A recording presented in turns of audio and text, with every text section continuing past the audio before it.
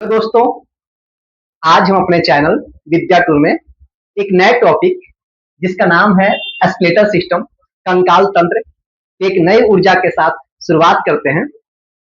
आज समझेंगे कि सर ये कंकाल तंत्र क्या है और कंकाल तंत्र को पढ़ना क्यों आवश्यक है और क्या हमारे एग्जाम के बेसिस से इंपॉर्टेंट है। तो ये सारे प्रश्न का उत्तर ये पढ़ने के बाद आपको मिल जाएगा कि सच में सर इससे कई प्रश्न हमारे एग्जाम में आते हैं। तो एस्केलेटर सिस्टम या इसी को बोलते हैं कंकाल तंत्र। तो आप जानते हैं कि कंकाल तंत्र हमारे शरीर का बेस है। बेस मतलब सर आधार है जिस पर हमारा पूरा शरीर टिका हुआ है। जैसे नहीं होता है, हम लोग अगर घर बनाते हैं तो घर बनाने के लिए कोई ना कोई क्या रखते हैं, एक बेस बनाते हैं, जैसे पिलर बनाते हैं, लिंटर बनाते हैं और उसमें छड़ डालते हैं, तब तो हमारा एक स्ट्रक्चर प्रदान होता है। उसी प्रकार हमारे शरीर में बोन ही है जो हमारे शरीर को स्ट्रक्चर देता है, एक आकार देता है। किसी का बोन लंबा लंबा है तो उसकी शरीर लंबा हो जाती है, किसी का बोन छोटा है तो उसकी शरीर छोटी हो जाती है। तो इस कंकाल तंत्र का बहुत सारे और भी काम है। जैसे सर अगर मान लीजिए कि सबसे पहली बात क्या हुआ, आपको स्ट्रक्चर प्रदान करना। दूसरा सर आपको यहां से वहां जाना है तो संचालन करने के लिए क्या, ये बोन ही तो है जो आपको एक जगह से दूसरी जगह ले जा रहा है। और सर बोन में ही सारे खनिज, कैल्शियम, भारे भारे तत्व, हैवी हैवी मिनरल्स इसी में तो होते हैं। और सर आपके जो ब्लड, आरबीसी, डब्ल्यूबीसी ये सब का जो निर्माण होता है वो कहां से होता है, वो भी तो आपको इससे होता है। ओ तो इसका मतलब हमें समझ में आ गया सर कि स्केलेटल सिस्टम में हमें क्या पढ़ना है, तो उस बोन के बारे में पढ़ना है, हड्डी के बारे में पढ़ना है। और आपने बोला कि सर आरबीसी, डब्ल्यूबीसी का निर्माण जो होता है वो बोन मेरो से होता है, अस्थि मज्जा से होता है। और अस्थि मज्जा कहाँ होता है, तो अस्थि मज्जा बोन में होता है। तो ये सभी के बारे में आज हम पढ़ने वाले हैं और सभी हड्डी के बारे में पढ़ेंगे कि आखिर कौन कौन सी हड्डी हमारे शरीर में कहाँ पाई जाती है। वो सारे हड्डी का नाम याद करवा देंगे। आप मेरे क्लास में 15 से 20 मिनट रहिएगा, पूरी क्लास को आपके दिमाग तक पहुंचा दिया जाएगा। समझते हैं कि सर आखिर कंकाल तंत्र के बारे में आपने जो डिफिनेशन दिया, जो बातें बताई, अगर इसको देखा जाए तो कहा जाता है कि सर बनावट के आधार पर देखा जाता है कि आखिर कंस्ट्रक्शन के तौर पर, बाहरी बनावट के तौर पर, तो बनावट के तौर पर यह दो प्रकार के होते हैं। मतलब सर एक आंतरिक और एक बाह्य। मतलब सर मतलब कि एक बाह्य कंकाल तंत्र और एक होता है आंतरिक कंकाल तंत्र। सर आंतरिक तो समझ में आ रहा है सर कि शरीर के अंदर में होगा, और बाह्य कंकाल तंत्र सर, बाह्य कंकाल तंत्र मतलब जो शरीर के बाहर में होगा। जैसे आपके शरीर में बाहर में क्या हो सकता है, आपके शरीर बाहर में नाखून है, जैसे कि बाल है। अच्छा सर मतलब कि अगर हम देखा जाए बाह्य कंकाल में तो आपका नाखून आ सकता है, ओके, बाल आ सकता है। अच्छा सर ऐसे बहुत सारे जीव भी हैं जिसमें बाह्य कंकाल है। नाम लिखिए सर आप। जैसे आप जानते होंगे, अगर हम आपसे कछुआ के बारे में पूछे, कछुआ, आप कछुआ देखे हैं, कछुआ के ऊपर में हड्डी होता है। हाँ सर। जैसे मच्छर सर, ये जी मच्छर को भी देखे होंगे तो मच्छर के ऊपर से छुए होंगे तो टाइट टाइट कड़ा कड़ा लगा होगा, इसका मतलब ऊपर में ही होता है। सर कॉकरोच सर, हाँ। जैसे केकड़ा सर, हाँ। अब इतना एग्जाम्पल बोलने से आपको समझ में आ गया होगा कि बाह्य कंकाल तंत्र वो होते हैं जो किसी भी जीव के ऊपर में होते हैं, ओके। उसके बाद हम बात करते हैं कि सर ये आपने आंतरिक कंकाल तंत्र लिखा है, इसके बारे में बताइए। ये तो आप जानते भी हो। आंतरिक कंकाल तंत्र की बात करते हैं, इंटरनल बोन की बात करते हैं, जैसे कि हमारे शरीर के अंदर में। सर शरीर के अंदर में क्यों है, हम लोग के शरीर में बाहर में क्यों नहीं है?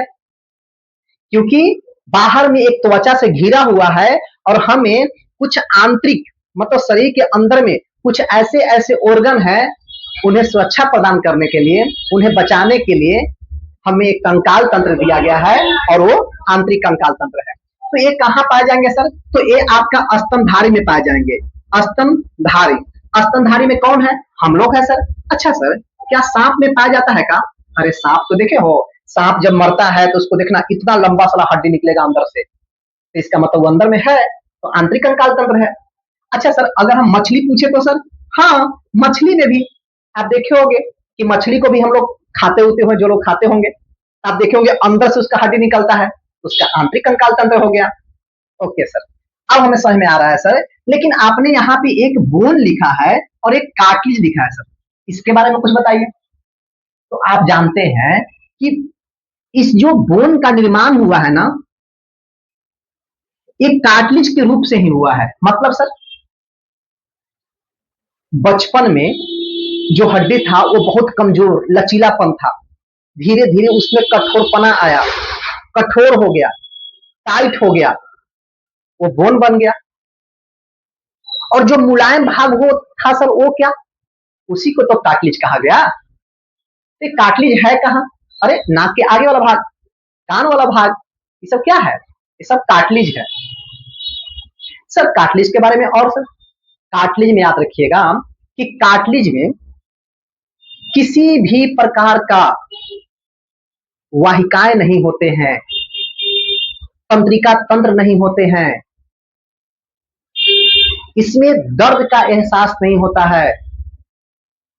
वैसे हम किसी को कान छिड़ाते हुए देखे हैं, नाक छिड़ाते हुए देखे हैं, उसको तो रोते हुए देखे हैं, तो फिर आप कैसे बोल रहे हैं? हाँ, सही बोल रहे हैं। लेकिन जो कान नाक छिड़वा रहे हैं उनके बाहर में क्या है? ये बाहर में एक स्किन है, तो स्किन में दर्द होता है, अंदर वाला पार्ट में दर्द नहीं होता है, इसीलिए यहाँ पे लोग छिड़वा लेते हैं। बात समझ गए? लेकिन शौक शौक में तो कोई होठवा उठवा में छिड़वा लेता है, जरो अच्छा ना लगता है। बात समझ रहे हैं ना? देखिए, तो हमें समझ में आ गया। अगर आपसे कोई क्वेश्चन पूछेगा कि बोन में क्या होता है, आप जानते हैं कि सर बोन में ही बोन मैरो होता है, और बोन मैरो के सहारे आरबीसी का निर्माण भी होता है, डब्ल्यूबीसी का निर्माण होता है, जो शरीर के लिए बहुत इंपॉर्टेंट है।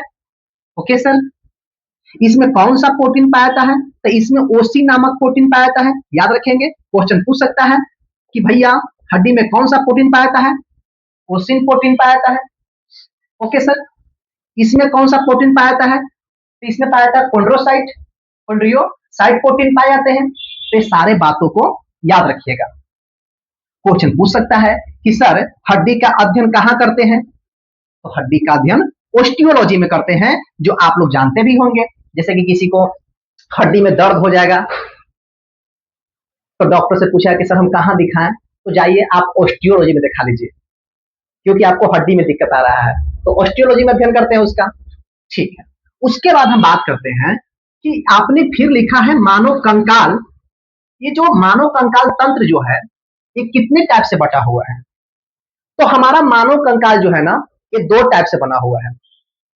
एक अक्षीय है, अक्षीय मतलब सर एक्सियल, मतलब सीधा एक्सियल। और दूसरा कौन सा है सर? तो दूसरा जो है उसको हम यहां पे लिखे होंगे, कहां लिखे हैं दूसरा? तो दूसरा आपको लगता नहीं लिखे हैं, चलिए बता देंगे। देखिए, तो कहने का सेंस कि एक होता है अक्षीय और एक होता है उपवर्गीय। याद रखेंगे, अक्षीय और दूसरा क्या होता है? तो उपवर्गीय। उपवर्गीय में कौन कौन आते हैं वो बता देंगे आपको, समझिए। सर अक्षीय जो एक्सियल है, एक्सियल के अंतर्गत में आपने यहाँ पे खोपड़ी लिखा है, फिर आपने यहाँ पे मेरुदंड लिखा है, फिर आपने यहाँ पे पसलिया लिखा है, और फिर आपने यहाँ पे अस्टर्नम, जिसको और स्थिर लिखे हैं। ये क्या है? ये सभी जो है ना, ये सभी अक्षीय कंकाल तंत्र में आने वाले हैं। जैसे कि यहां से मूड़ी को उठाइएगा तो ये पीछे वाला भाग आपका रीढ़ का हड्डी और पूरा ये वक्ष वाला गुहा, ये सभी जो है ये सभी एक्सियल में आएगा। सबको बढ़िया समझिएगा।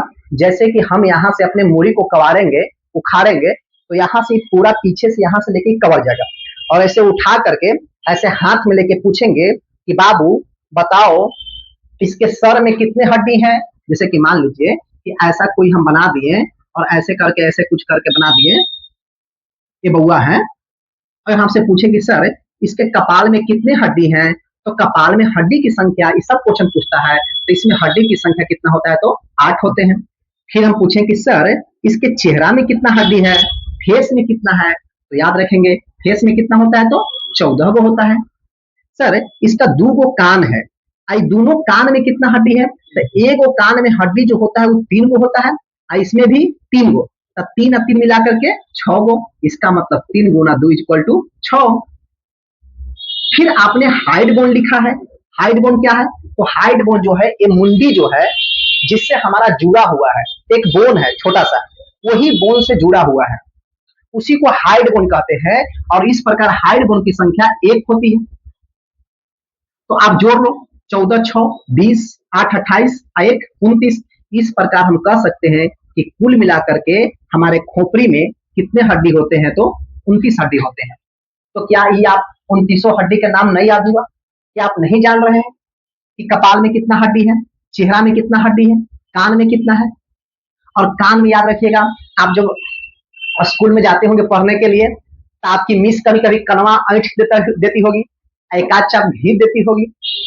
कौन घिसती है? मिस। और याद रखेंगे मिस को याद रखिएगा MIS।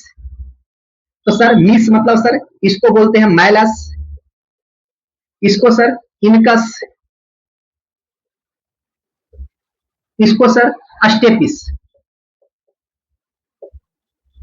Malleus, incus, अस्टेपिस।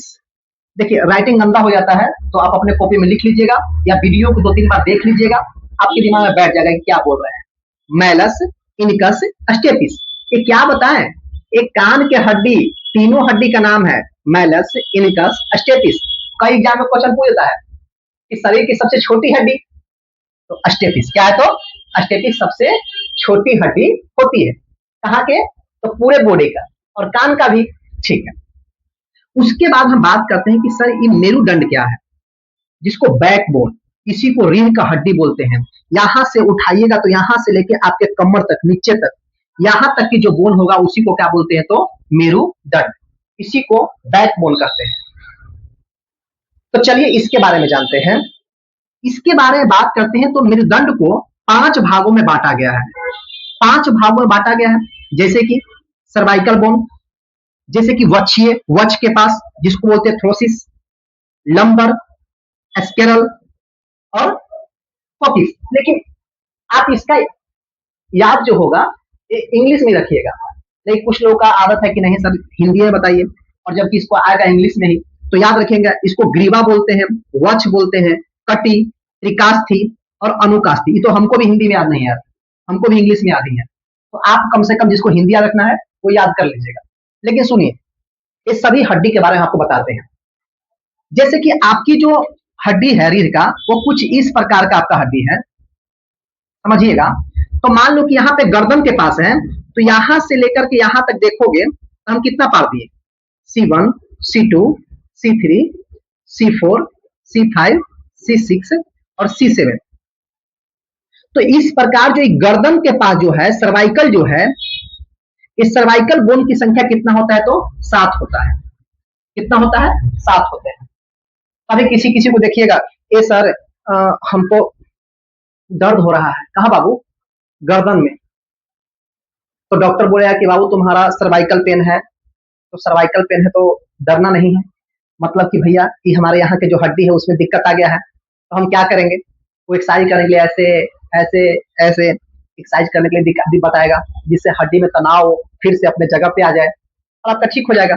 तो सर्वाइकल बोन की संख्या कितना होता है, तो याद रखें ग्रीवा के पास में उसे बोलते हैं, तो याद रखेंगे 7 होते हैं। थ्रोसिस, थ्रोसिस मतलब कि वक्ष, वक्ष मतलब सर, वक्ष मतलब जो आपका छाती जहां तक है उसके जस्ट पीछे में, जस्ट पीछे में कितना हड्डी है, तो याद रखेंगे कितना हड्डी है ऋषि बताओ, तो याद रखेंगे 12 गो। तो वक्ष के पास कितना हड्डी है, तो 12 है। लंबर के पास जस्ट उससे थोड़ा सा नीचे आएंगे तो पेट के सहारे यहाँ पे कितना हड्डी है, यहाँ पे 5 है। Okay good. उसके बाद त्रिकास्थी जिसको स्केल बोलते हैं, तो उससे जस्ट नीचे में आइएगा तो यहाँ पे भी 5 हड्डी है। और एक जो है उसको बोलते हैं कोसिस, और ये जो है ना इसी को पूंछ का हड्डी भी कहते हैं। जब कभी कठोर स्थान पे बैठिएगा तो आपको यहाँ पे दर्द का एहसास होने लगता है, जिसे बोलता है कि भैया यहाँ बोन है वो दिक्कत कर रहा है, आपको गरीदार चीज पे बैठना चाहिए, गद्दी वाला चीज पे बैठिए। तो इसकी संख्या कितनी होती है? तो इसकी संख्या 4 होती है। बहुत अच्छा, गुड। इस प्रकार अगर हम टोटल जोड़ेंगे तो आपका कितना आ जाएगा? 33 को। कितना आएगा? 33 को। वाह, आपने 29 हड्डी यहां पढ़ ली और 33 हड्डी यहां पढ़ ली। कई एग्जाम में क्वेश्चन पूछता है आपसे कि बताइए सर, बैकबोन में कुल मिलाकर हड्डी की संख्या कितना है? तो 33 को है। याद रखेगा, गुड। नेक्स्ट, उसके बाद हम बात करते हैं पसलियां। सर ये पसलियां क्या है सर? पसलियां के बारे में बताइए। जैसे यहां से आप उठाइएगा तो यहां से लेकर के यहां तक की बोन, छाती वाला जो पूरा छाती है, ये छाती वाला बोन जो है उसी को पसलियां बोला जा रहा है। क्या बोला जा रहा है? पसलियां। किसी को देखे होंगे मार के पसलियां तोड़ दले रे बाप, तो पसलियां मतलब यहीं के हड्डियां के मार के तोड़ दिया है। तो थोड़ा सा इसके बारे में जानिए कि कौन सी पसलियां कहां से कहां तक होती है और कौन सी पसलियां कैसे जुड़ी हुई है। समझिए, आप देखोगे कि सर वक्ष के पास कुल मिलाकर के 12 हड्डी हैं। इसी प्रकार हमारे जो पसलियां हैं, ये पसलियां में कुल मिलाकर के 12 वो हड्डी है। याद रखेंगे, अगर 12 वो गिनती में ना आए तो उसको नहीं गिनने लगना है, बस इतना समझ लेना है कि 12 वो है। तो 12 हड्डी इस टाइप से और 12 हड्डी इस साइड से। एक से लेकर के 7 तक की हड्डी जो होती है, 1 से लेकर के 7 तक की जो हड्डी होती है, ओरोस्थी। ओरोस्थी मतलब होता है अस्टर्नम। अस्टर्नम से जुड़ा होता है, मतलब कि इधर से 7 हड्डी और इधर से 7 हड्डी यहां पे आकर के आपस में जुड़े हुए हैं। किससे जुड़े हुए हैं सर? तो इसी को बोलते हैं ओरस्थी, इसी को बोलते हैं अस्टर्नम। अस्टर्नम से जुड़ा हुआ है। कितने हड्डी? 7 हड्डी। 8 से लेकर के 10 हड्डी, 8 से लेकर के 10 हड्डी जो है इसी को फोल्स बोन कहते हैं। याद रखेंगे। सर ये फोल्स बोन क्या है सर? इसके बारे में बताइए थोड़ा मुझे। फोल्स बोन की बात करते हैं। यह जो है वो किसी से जुड़ा हुआ नहीं है, ये आगे चल करके सभी बोन आपस में एक दूसरे से जुट गए हैं, आपस में एक दूसरे से जुट गए हैं। इसी का इसको फॉल्स बोन कहते हैं। 8 से 10। फिर आप बोलोगे और 11 12 वो वाला बताइए। तो 11 12 जो है ये दूगो है। दूगो मतलब एगो ग्राहमा एगो ब्रह्मा। ये जो है ये तैरती हुई हड्डी कहते हैं, इसी को फ्लोटिंग बोन कहते हैं। जैसे हम सांस ले रहे हैं, यहाँ ऊपर नीचे जा रहा है ना, तो फ्लोट कर रहा है ऐसे। अगर इसको बांध दिया जाता तो क्या फ्लोट कर पाता? नहीं कर पाता। तो इसी को इसे फ्लोटिंग बोन कहते हैं। तो याद रखिएगा कि सर इसको क्या बोलते हैं? तो फ्लोटिंग बोन कहते हैं। तो क्या आपको याद हो गया? 1 से लेके 7 बोन जो होते हैं वो क्या होते हैं सर? तो ये अस्टर्नम से जुड़े होते हैं, ये रियल बोन होते हैं, ट्रू होते हैं। क्या होते हैं? तो ट्रू बोन होते हैं, मतलब सही होते हैं, वास्तविक होते हैं।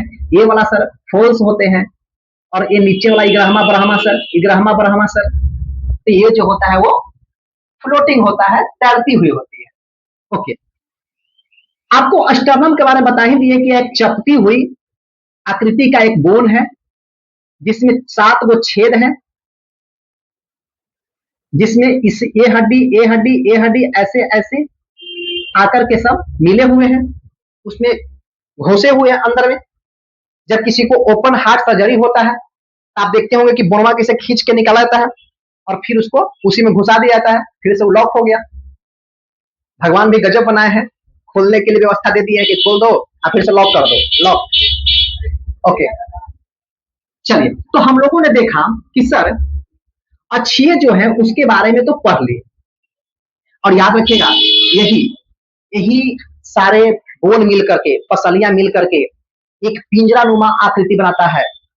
और ये पूरा पिंजरानुमा आकृति में हमारा तोता जैसा खूबसूरत चीज है, हमारी फेफड़ा, हमारा दिल, हृदय, जो बाहरी आघात अगर मारे ठूसा से खाए तो हड्डी रोक ले, बोले कि ना अंदर वाला को दर्द ना होने देंगे। तो याद रखेंगे यही है। उसके बाद हम अच्छे पढ़ लिए, अब हम पढ़ेंगे उपवर्गीय के बारे में।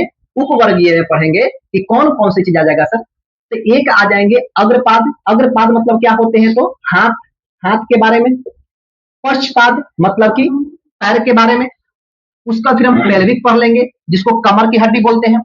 और एक याद रखिएगा यहाँ पे एक कैल्विक होता है, कैल्विक ये वाला बोन आपको दिख रहा होगा। इसी को सुंदरता वाला बोन बोलते हैं, इसी को बोलते हैं ब्यूटी बोन। नहीं कहते हैं कि वाओ क्या उसका एकदम रिप्स है, सॉरी क्या उसका ये वाला बोन है, कैल्विक है, कितना अच्छा दिख रहा है, कितना चौड़ा है। तो जिसका इतना चौड़ा होगा उतना वो अच्छा लगेगा, खूबसूरत लगेगा। बात समझ रहे हैं? तो आप बताना कि मेरा चौड़ा है कि पतला है, ठीक है। लेकिन देखो, तो हम बात करते हैं कि सर ये अग्रपाद की बात करते हैं, तो अग्रपाद में क्या है सर? तो अग्रपाद मतलब कि हाथ। तो हाथ के बोन के बारे में थोड़ा देखिएगा, समझिएगा थोड़ा सा। अगर समझ में आ जाए तो बहुत अच्छी बात है, ना भी समझ में आए तब पर ही बता दीजिए कि हाँ समझ में आ गया है। समझो, देखो जैसे हम यहां से यहां तक ए वाला है और यहां से यहां ए वाला है, समझ लो। इस बोन को क्या बोलते हैं बताओ ऋषि? इसको क्या बोलते हैं? इसको बोलते हैं ह्यूमरस। क्या बोलते हैं? ह्यूमरस। तो याद रखेंगे इसको ह्यूमरस बोलते हैं, ह्यूमरस बोलते हैं, याद रखेंगे। उसके बाद ये जो अंगूठा के पास से जो बोन आ रहा है, देखो यहाँ से दो बोन है, यहाँ पे दो बोन है, तो इसको बोलते हैं रेडियस। क्या बोलते हैं? रेडियस। याद रखेंगे इसको रेडियस बोलते हैं। और उसके बाद यहाँ से ये बोन जो आ रहा है इसको अल्ना बोलते हैं। क्या बोलते हैं? अल्ना। याद रखेंगे ह्यूमरस, रेडियस, अल्ना, ठीक है। इसको क्या बोलते हैं? इसको बोलते हैं कार्पल। क्या बोलते हैं? कार्पल। इसको बोलते हैं मेटाकार्पल। क्या बोलते हैं? मेटाकार्पल। ये जो फिंगर है इसी को बोलते हैं फ्लेंजिस। क्या बोलते हैं? तो फ्लेंजिस। सुन लीजिए ना, ऐसी याद करवा देंगे और आप भी याद कर लीजिएगा, ये लिखा लिखी वाला बात नहीं, दिमाग में फिक्स होना चाहिए। कैसे सर बताइए? जैसे इसको ह्यूमरस, क्या ह्यूमरस, यहां से ये जो अंगूठा के सहारे जो बोन आ रहा है एक ऐसे, तो ये दो भाग में बटा हुआ है, तो इसको humerus radius ulna, humerus radius ulna, carpal, metacarpal, phalanges. फिर से humerus radius ulna, carpal, metacarpal, phalanges. और जानते हैं आप कुल मिलाकर अभी 60 गो और बोन पढ़ लिए, मतलब एक हाथ में 30 गो, तो दोनों हाथ मिलाकर के कुल मिलाकर के 60 गो, तो 60 बोन फिर पढ़ लिए। 60 एने पढ़ लिए, 33 यहाँ, 29 यहाँ, फिर यहाँ 12 गो यहाँ। तो इस सारे हड्डी को बारे में आपको दिमाग में बैठ रहा है, मुझे पूर्ण विश्वास है। अच्छा, तो क्या बता दोगे ना? Humerus radius ulna, carpal, metacarpal, phalanges. Okay, अब हम बात करते हैं अग्रपाद। अग्रपाद मतलब सर सॉरी पश्चपाद। अग्रपाद तो बता दिए ना, इसमें 30 बोन होते हैं, दोनों मिलाकर के कुल 60 बोन होंगे। उसका बात करते हैं पश्चपाद। पश्चपाद मतलब सर पैर, पैर की हड्डी। चलिए समाप्त करते हैं। पैर की हड्डी की बात करते हैं, तो आप अगर देखना चाहोगे तो पैर की हड्डी देखोगे तो थोड़ा दिखाएं आपको। जैसे मान लीजिए कि यहाँ से यहाँ तक आपका जांग हो गया, यहाँ पे एगो हड्डी हो गया, फिर यहाँ से दो गो हड्डी हो गया, उसका फिर यहाँ से आपका एगो पैर ऐसे निकल गया, और पैर से फिर 5 गो उंगली निकल गया। समझ लीजिएगा, फिर हम बता देंगे। देखिए ये जो है ना, ये वाला, ये सबसे लंबी हड्डी है। इसी को क्या बोलते हैं ऋषि? इसी को बोलते हैं फीमर। क्या बोलते हैं? फीमर। ई ऋषि, ये जो बीचवा में जो गोलका जो होता है, पटेला। क्या बोलते हैं? पटेला। गुड, इसको बोलते हैं पटेला। अच्छा देखो ना, यहाँ पे दो गो बोन है, एक बोन जो हल्का चौड़ा होगा, जो चमकीला होगा, इसी को बोलते हैं टिबिया। गुड, क्या बोलते हैं? टिबिया। इसी को फिबुला। क्या बोलते हैं? फिबुला। फिबुला, फिबुला बोलते हैं। ओके, देखो ना हाथ में यहाँ पे बताए थे कौची? कार्पल। क्या बताए थे? कार्पल। तो यहाँ पे हो जाएगा टार्सल। क्या हो जाएगा? Tarsal, tarsal.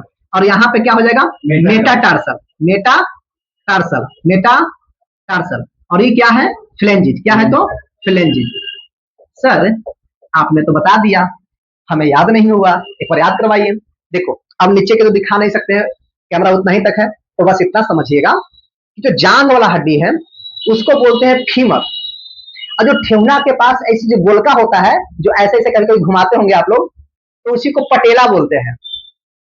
और उसके जस्ट नीचे में ऐसे करके हाथ लेके जाइएगा, ठेहुना के नीचे में एक चौड़ा हड्डी मिलेगा, उसी को बोलते हैं टिबिया, जो चमकीला हड्डी है। कुछ पूछता है कि टिबिया बोन कहाँ पाया जाता है? तो पैर में। ह्यूमरस कहाँ पाया जाता है? तो हाथ में।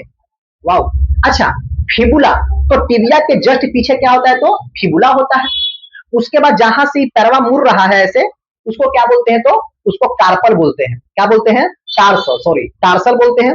और जो नीचे तराउ हो गया, तराउ के जस्ट ऊपर में जो हड्डी है उसको मेटाटार्सल, और जो फिंगर जो हो गया उसको फ्लेंजिज, क्या बोलते हैं, फ्लेंजिज। तो इस प्रकार आप पूरी प्रकार से शरीर के हर हड्डी के बारे में जानकारी आप ले लिए।